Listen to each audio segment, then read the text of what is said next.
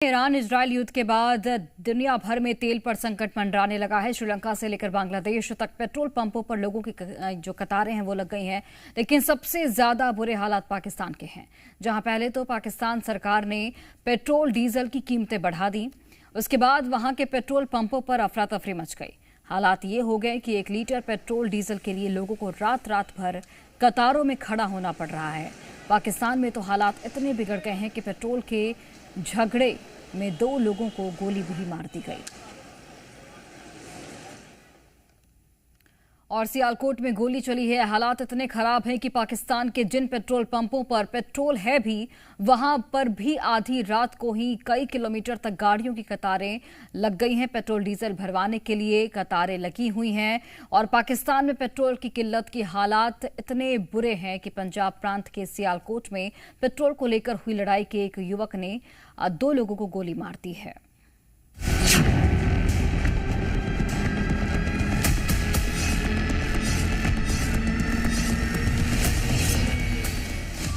कराची में अफरा तफरी,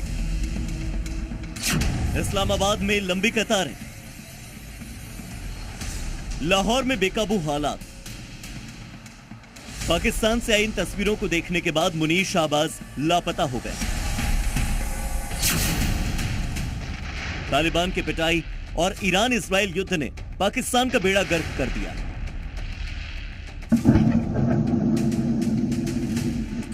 पेट्रोल डीजल के लिए पंपों पर लंबी कतारें लगी। इस्लामाबाद से मुल्तान तक अफरा तफरी मची है। 1-1 लीटर तेल के लिए 10-10 घंटों का इंतजार। पेट्रोल पंप के बाहर सिर्फ और सिर्फ लंबी लाइनें।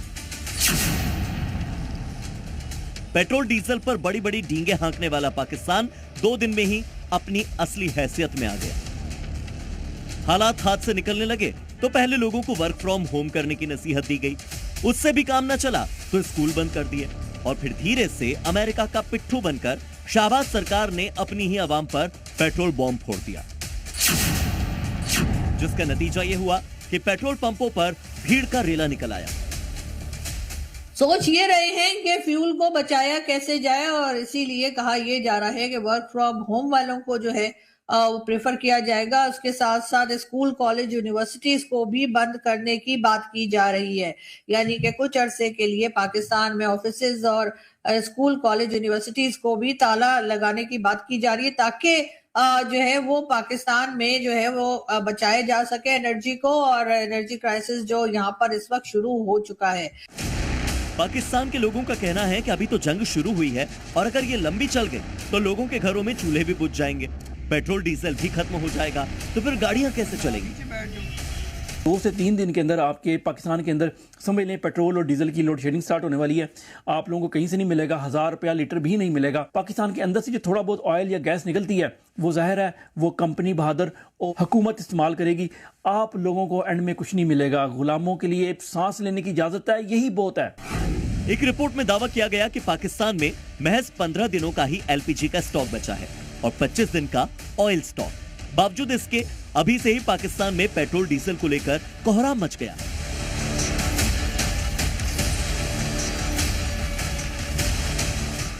पाकिस्तानी हुक्मरान अवाम से कितना ही झूठ बोलें, लेकिन तस्वीरें झूठ नहीं बोलती। कराची से लेकर इस्लामाबाद तक पाकिस्तान में अफरा तफरी मची है।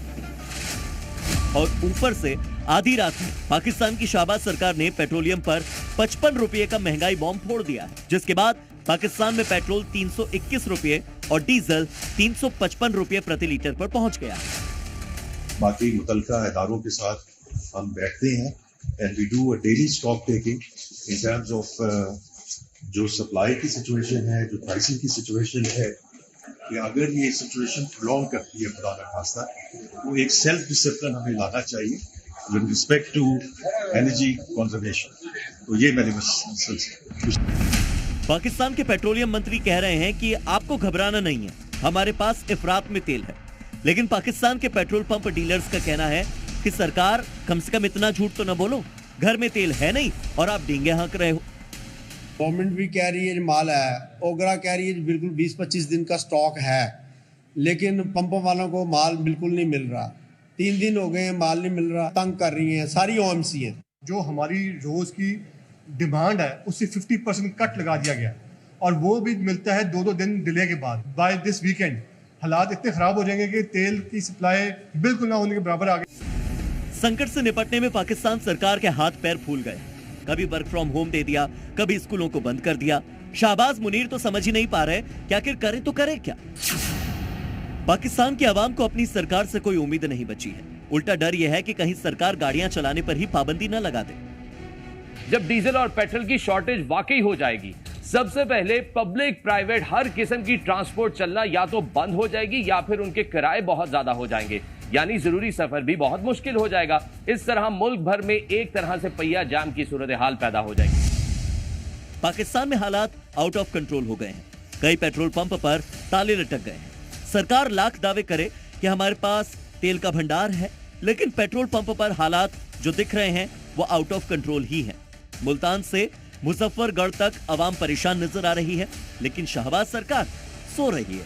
लोग ये पूछ रहे हैं कि आखिर इस हालात के बीच में गवर्नमेंट कहां चली गई।